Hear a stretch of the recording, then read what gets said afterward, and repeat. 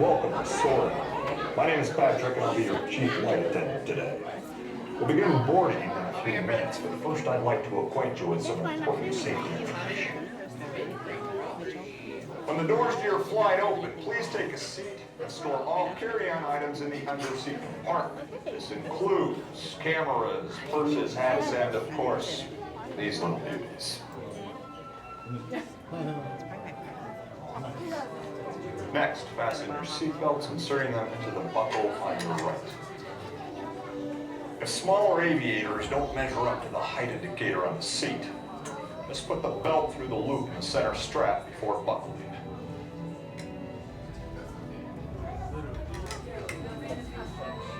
Nice work, pal. Soon you will be airborne. So if you or your little aviators have the fear of flying or of heights, you might want to wait for your party at the arrival gate. Okay, let's review. That is seatbelt, carry-on items, safety strap, fear of heights, keep your hands and arms inside at all times. Anything else? Yeah. Have a nice flight. So on to town. We are ready for takeoff.